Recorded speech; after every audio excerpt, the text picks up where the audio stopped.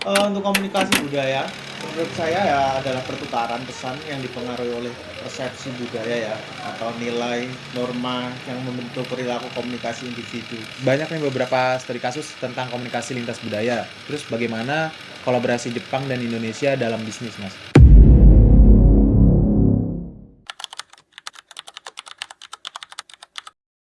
Selamat datang di podcast hari ini. Kami akan membahas tentang komunikasi lintas budaya dalam era globalisasi bersama saya dengan Muhammad Fikrananda dan Saya Alvan Fadila. kali ini saya akan menanya beberapa pertanyaan buat Mas Alvan.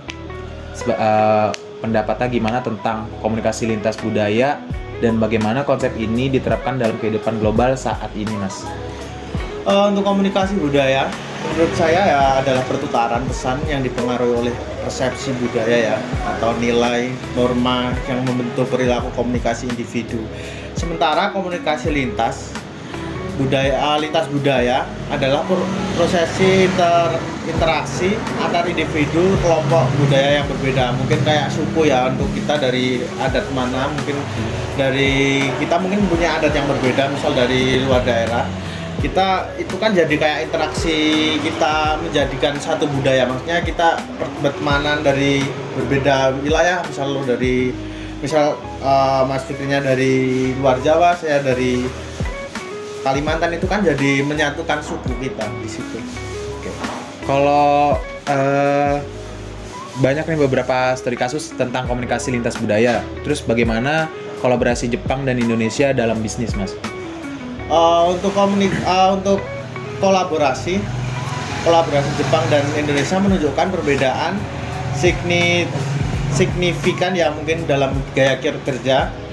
Jepang formal dan hierarkis, sedangkan Indonesia lebih adaptif. Pelatihan lintas budaya terbukti membantu kolaborasi yang lebih produktif ya, gitu. Oke, kalau bagaimana pendapat Mas dalam membangun kompetensi lintas budaya, apa itu cultural intelligence atau biasa disebut CIKI? Kultural inteligensi atau yang disebut CIKI, kemampuan memahami dalam merespon perbedaan, mungkin budaya ya secara adaptif ya. Kompetensi ini penting untuk keberhasilan komunikasi dalam masyarakat global. Mungkin bisa mempengaruhi keberhasilan, yang penting kayak gitu ya. Intinya itu global itu kan kebersamaan. Jadi kita mengharapkan keberhasilan untuk kebersamaan. Apa kesimpulan yang bisa kita dapat dari diskusi hari ini, Mas? Terus saran untuk institusi pendidikan dan organisasi kerja itu apa aja, Mas?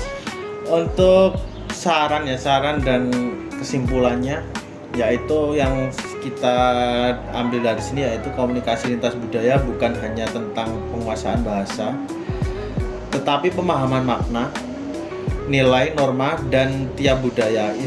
Institusi pendidikan dan organisasi kerja perlu aktif membangun ekosistem inklusif melalui pelatihan budaya, peningkatan empati, dan pembiasaan terhadap beragaman. Mungkin itu sih yang perlu diambil.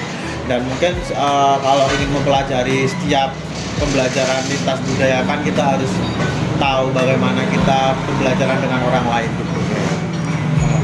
Memahami ya. Terima kasih Mas Alvan atas perhatiannya. Kami harap podcast ini dapat memberikan wawasan baru tentang komunikasi budaya dan lintas budaya, Mas ya. Ya, semoga bermanfaat aja sih, Bang. Oke, terima kasih.